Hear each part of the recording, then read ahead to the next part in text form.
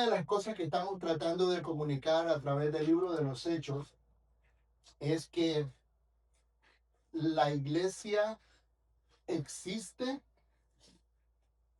únicamente a través de la obra del Espíritu Santo.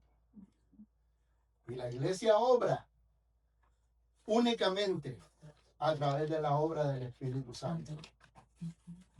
Recuerden lo que les dije al principio cuando hablamos sobre el Espíritu Santo. El lenguaje que nosotros usamos es bien importante también en este proceso. Cuando alguien hace algo bueno dentro de la iglesia, es bueno reconocerlo. Pero la forma de hacerlo es diciendo, el Señor te está usando. Amén. Es Él quien está detrás de todo eso. Y al final, nosotros todos estamos buscando que Él se glorifique en nuestras vidas. Entonces, es bueno darle el crédito al Señor por todo lo bueno que ocurre entre nosotros. Y eso pues es parte de la enseñanza del libro de los Hechos. La iglesia primitiva era una iglesia que vivía todo el tiempo consciente de que la iglesia no es meramente una institución humana, sino es una organización divina.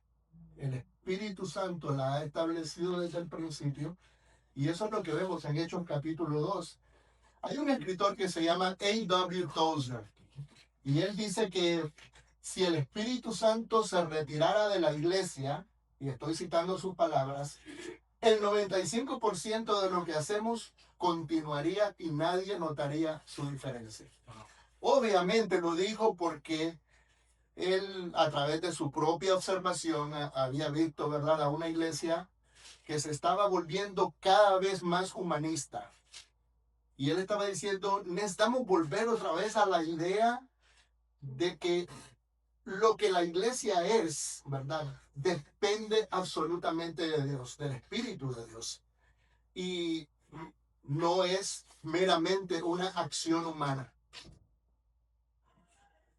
Dice él, somos muy buenos creando rituales, liturgias, cantando, orando, haciendo sermones, creando programas para ayudar a la gente.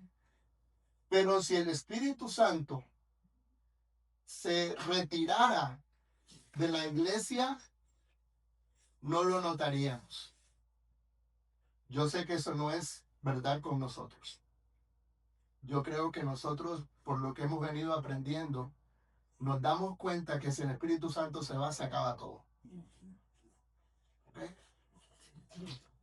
En la iglesia primitiva, a la inversa de lo que dice Tozer, si el Espíritu Santo se hubiera retirado de esa iglesia del Nuevo Testamento, 95% de lo que hacía esa iglesia se detendría, porque ellos operaban bajo el poder del Espíritu Santo. Y eso es algo que nosotros necesitamos aprender. Esto es algo importante para la iglesia de Cristo en West Kendall, porque queremos ser una iglesia que diga, Espíritu Santo, eres bienvenido aquí. Amén. Y una iglesia que no quiere hacer absolutamente nada, ni ir a algún lugar, ni tomar ninguna decisión que no esté bajo el control del Espíritu de Dios. ¿Y cómo nosotros podemos hacer eso una realidad? ¿O cómo la estamos haciendo? Orando a cada paso que nosotros damos. Eso demuestra que estamos confiando en el poder de Dios y no en nuestra propia capacidad humana. La oración debe ser una parte integral de todo lo que nosotros hacemos. Y lo que les voy a mostrar en los próximos minutos es lo que sucedió la primera vez que el Espíritu Santo viene con poder a esta iglesia de Hechos capítulo 2. Quisiera que fueran allá por un momento, Hechos capítulo 2. Este es el día inaugural de la iglesia, el comienzo de la iglesia. Debo recordarles que el Señor le dijo a los discípulos, vayan y prediquen el evangelio. Una tarea bien grande. Ir por todo el mundo, no solamente Jerusalén, ir por todo el mundo. En Hechos capítulo 1 los manda a predicar, dice, en Jerusalén, en Judea, en Samaria y hasta lo último de la tierra. Tremenda tarea. ¿Qué fueron a hacer los discípulos? ¿Salieron corriendo a evangelizar? Jesús les dice, calma. Ustedes tienen todo el entusiasmo, pero no es en la carne. Tienen que esperar que ustedes reciban la promesa que Dios les hizo. Porque Juan los bautizó con agua, pero ustedes van a ser investidos, es decir, cubiertos con poder de lo alto dentro de unos muchos días. En otras palabras, el mismo Jesús los detiene y les dice, la gran comisión viene hasta después que el Espíritu Santo viene. No es primero hacer y después esperar el Espíritu Santo, no, esperen el Espíritu Santo para que ustedes puedan realizar la obra a la que yo les he mandado. Y en Hechos capítulo 2, la semana pasada lo leímos, versos del 1 al 4, viene el Espíritu Santo, los apóstoles que estaban ahí presentes en el templo probablemente, tuvieron sorpresivamente, porque ellos no sabían cuándo venía el Espíritu Santo, tuvieron esta experiencia de ser bautizados con el Espíritu Santo. Hubo un gran estruendo como de un viento fuerte, un viento huracanado. Hubo una señal visible, se proyectó lenguas como de fuego, dice la Escritura, sobre las cabezas de cada uno de ellos, y comenzaron a hablar en idiomas que ellos no conocían, que en la Biblia se llaman lenguas. Esas tres señales tenían como propósito el llamar la atención de los judíos que estaban celebrando el día de Pentecostés ahí. Mucho se dedica la gente a hablar sobre esa parte visible, espectacular, milagrosa, pero la realidad de las cosas es que esa no es la parte importante, porque esas fueron señales visibles, porque Dios quería captar la atención de la gente para que vinieran a escuchar lo principal. Y la palabra de Dios dice que en ese día se predicó por primera vez el Evangelio de Jesús, bajo el poder del Espíritu Santo. Y entonces vemos a través del libro de los Hechos esta realidad. Hechos capítulo 2, verso 22 es donde comienza la predicación del Evangelio. Vamos a leer solamente el 22 porque la semana que viene vamos a leer el resto. Dice la palabra de Dios, Hechos capítulo 2, verso 22. Varones israelitas, ya cuando la gente estaba ahí, oyendo, dice, oíd estas palabras. Jesús Nazareno, varón aprobado por Dios entre vosotros, escuchen, con las maravillas, prodigios y señales que Dios hizo entre vosotros por medio de él, como vosotros mismos sabéis. En otras palabras, vamos a darles el mensaje. Si yo les preguntara a ustedes, ¿cuál es el mensaje? La respuesta no es lo que usualmente esperaríamos cuando se reúne un grupo de gente. Tal vez en nuestros días, si ocurriera eso, tal vez esperaríamos que el predicador predicara el secreto de la autoestima, o las 48 leyes del poder, o cómo ganar amigos e influir sobre ellos. Son cosas que llaman la atención de la gente hoy día. Sin embargo, lo que optó el Espíritu Santo por hacer en el cuerpo de Pedro, que era quien estaba hablando, es la predicación sencilla del Evangelio. Y ustedes dicen, pero ¿por qué el Espíritu Santo escogió hacer eso? Y la respuesta es que la intención de Dios no solamente es que vivamos vidas felices en esta tierra, sino que podamos tener esperanza de vida eterna cuando todo esto se acabe, porque se va a acabar un día. Si no se acaba el mundo, nos acabamos nosotros. Eso lo entendemos, ¿verdad? Y cuando eso pase, ninguna otra obra que hayamos hecho aquí en la tierra va a perdurar. Lo único que va a perdurar es nuestra relación con Dios a través del Evangelio. Dios lo primero que quiere hacer es salvar nuestras almas.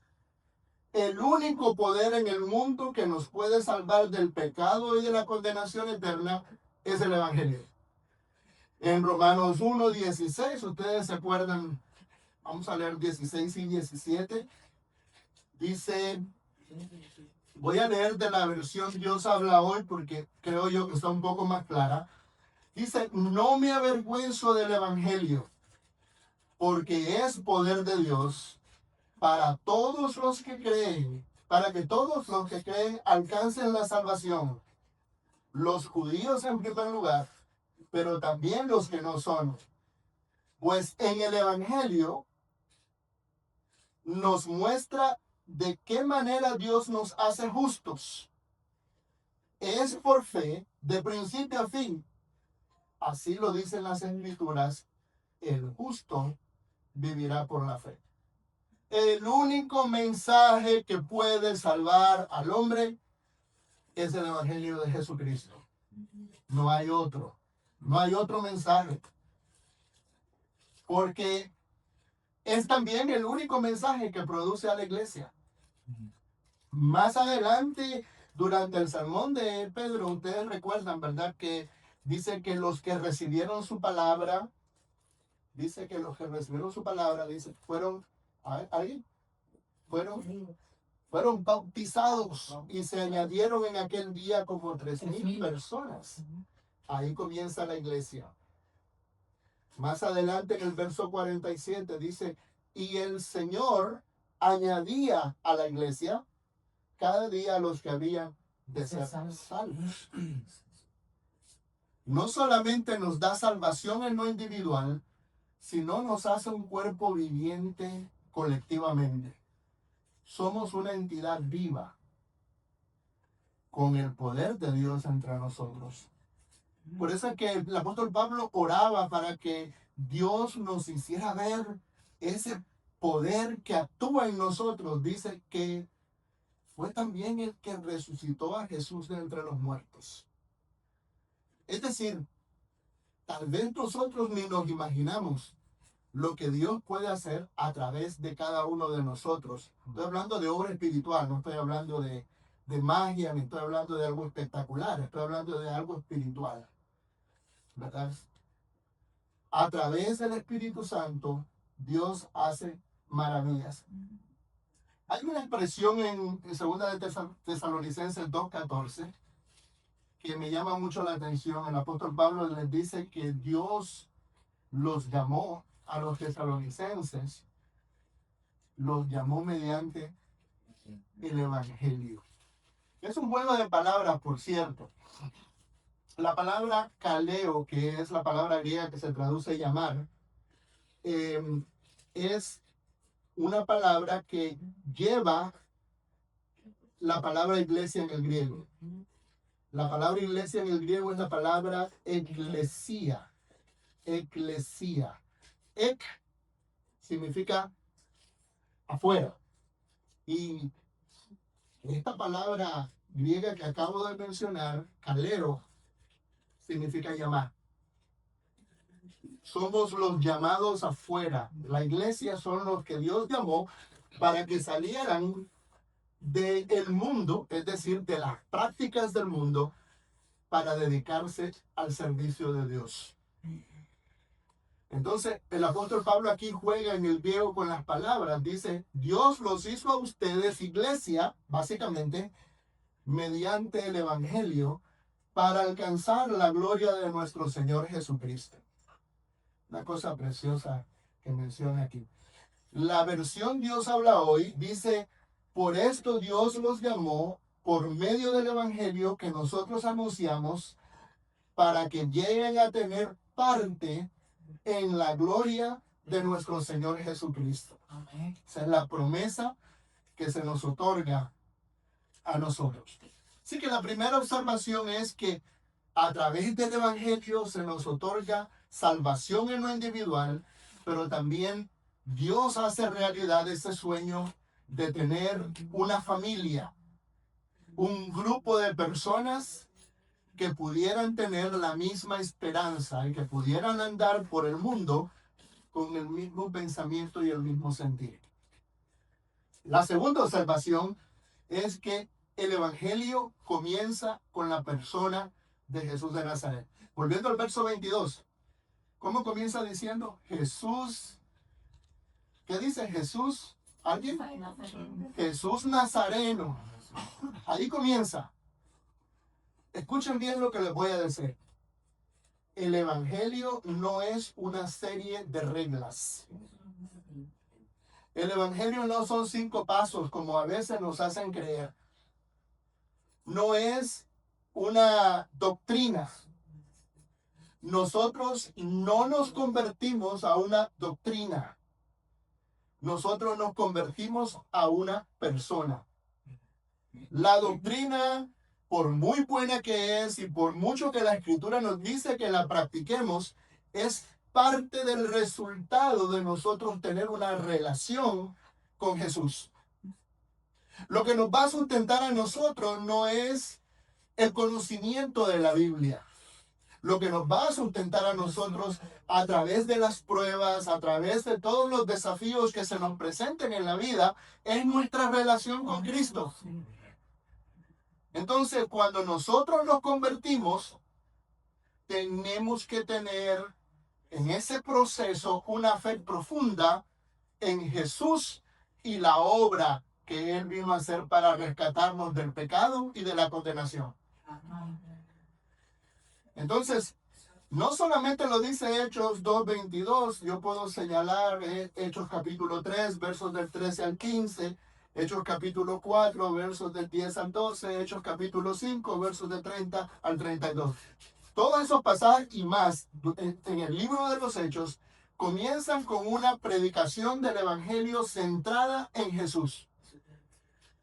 Y eso es lo que nosotros debemos creer porque es lo que enseña la Escritura. El Evangelio es la obra redentora de Jesús en favor nuestro. ¿Quién es Jesús y qué fue lo que Él hizo? Es de lo que se compone el Evangelio. El Evangelio no es arrepentidos y bautícese cada uno de vosotros en el nombre de Jesucristo para perdón de pecados. Ese pasaje de Hechos 2:38 es la reacción que el pueblo tiene al decirle a Pedro, ¿qué haremos? Una vez que oyen el Evangelio, ellos preguntan, ¿qué haremos? Y la respuesta es, arrepiéntanse y bautícense. Van a recibir perdón de pecado y van a recibir el Espíritu Santo como don. Es decir, que al oír el Evangelio, ellos preguntaron, ¿cómo aplica eso a nosotros? Sí, Jesús vino, Jesús fue predicando, haciendo señales en el tiempo que estuvo en ministerio aquí en la tierra, 3 años más o menos. Sí, Jesús lo arrestaron y lo asesinaron básicamente de una forma injusta en la cruz, pero era parte del plan de Dios que Él muriera. No fue que Jesús era un ser débil que los seres humanos podían vencer y matarlo. Eso fue parte de un plan, porque dice la Escritura, cuando se le apareció Jesús en Hechos 1, era necesario que el Cristo padeciese y que resucitase al tercer día. Era un plan. Ese es el plan de salvación. Ese es el plan. Dios envió a su Hijo a morir y a resucitar para darnos esperanza de vida eterna. Escuchen bien ustedes esto. También nosotros, dice la Escritura, tenemos que morir, ser sepultados y resucitar cuando nos bautizamos. Esa es la simbología del bautismo. Pero es una reacción al Evangelio. ¿Se dan cuenta ustedes? No es el Evangelio en sí. El Evangelio son buenas noticias. No es lo que yo tengo que hacer, es lo que Dios hizo por mí ya. Y yo me apropio de eso y recibo la bendición del Señor por medio de la fe. Entonces, mis hermanos, para concluir, lo que quiero decirles es lo siguiente. Con ese mensaje sencillo, los apóstoles de Jesús y la iglesia primitiva le hablaron a la gente, al punto de que 30 años después, el apóstol Pablo dice que el evangelio había sido predicado a toda la creación debajo del cielo. Toda la gente había oído el mensaje del evangelio. ¿Y saben qué? Muchos lo recibieron. Muchos fueron bautizados. Muchos se arrepintieron. Muchas iglesias se establecieron. Pero fue mediante el poder del Espíritu Santo a través del mensaje glorioso del evangelio de Jesús. Así que eso es lo que nosotros queremos hacer. Una iglesia que se mueva con ese poder. Y una iglesia que dependa de ese poder. Vamos a planificar, ok, sí, vamos a hacer planes, pero vamos a tener una sesión de oración primero pidiendo la guía de Dios en lo que hacemos. Vamos a invocar su nombre para que Él se involucre con nosotros y realmente la obra sea de Él y no de nosotros. ¿Ok? Y en todo lo que hagamos, todo lo que planifiquemos, las movidas que hagamos, tiene que ser bajo la aprobación de Él y tiene que ser bajo el poder que Él nos ha dado.